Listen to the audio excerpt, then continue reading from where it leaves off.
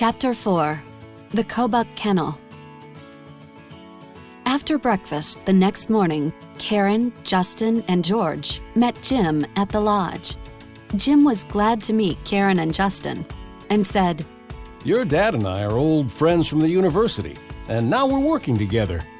Today we have an important meeting at the office with other engineers, but first, I want to show you the Kobuk Kennel nearby. I know you're interested in animals, Karen." Yes, I want to be a vet, said Karen happily. I want to take some pictures of the dogs and write about the kennel in our monthly high school paper, said Justin. Let's go. The Kobuk Kennel was a large building near the Elk Lodge. When they entered, a handsome Inuit teenage boy smiled at them. He was about 18 and had black hair and dark, friendly eyes. "Hi, Jim," he said, smiling. "Are these your friends from Phoenix?" "Yes, they are," said Jim. "George Parker's a petroleum engineer, and he's working with me.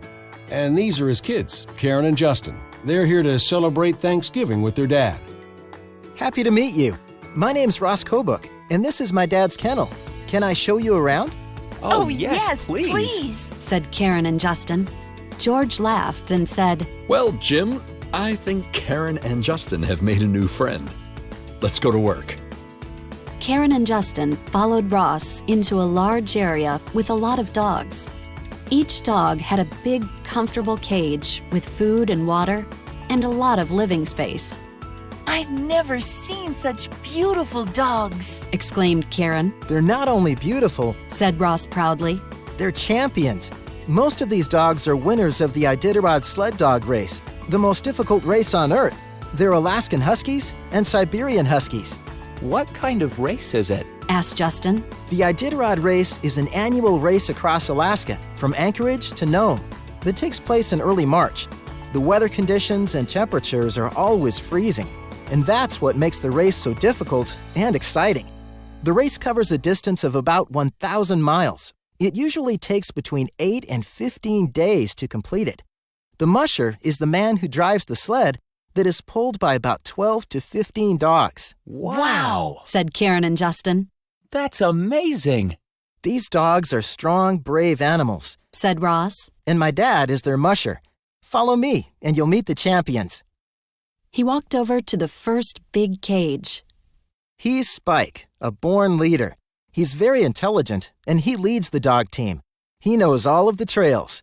And she's Queen, another born leader. She leads with Spike. Lead dogs are the most important. They must be intelligent and listen to what the musher says. They must know where to go, even when it's almost impossible to see because of a snowstorm.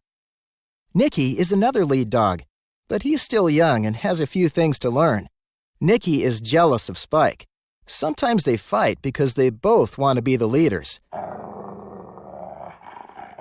Suddenly, Spike growled at Nicky, and Nicky showed his teeth. They lowered their ears and growled at each other angrily. They wanted to fight. "Stop it!" said Ross, looking at Spike and Nicky. They growled a bit more and then stopped. Can I take their picture? asked Justin, taking his cell phone out of his backpack. "Sure," said Ross. "Now you'll meet the swing dogs. They make sure that the team follows properly when there are turns in the trails. Here's Coco, and there's Ruby." Coco has one blue eye and one brown eye. How funny, said Karen. "And over here there are 4 team dogs, Mango, Charlie, Frisco, and Toby.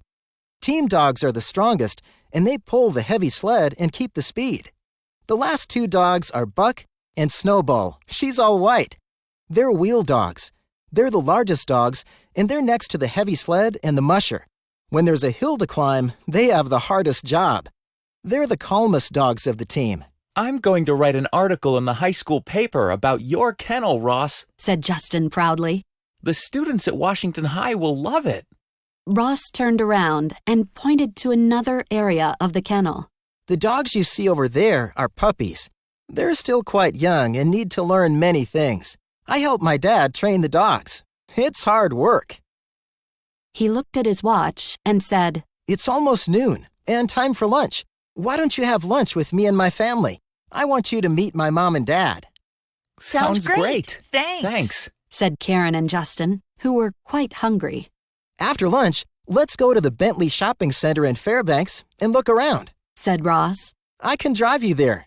That's a good idea. Said Karen.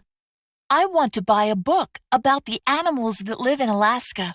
And I want to get a book with a lot of good photographs of this wonderful state. Said Justin. Before we go to lunch, Said Karen. let's call Mom and Grandpa. We mustn't forget.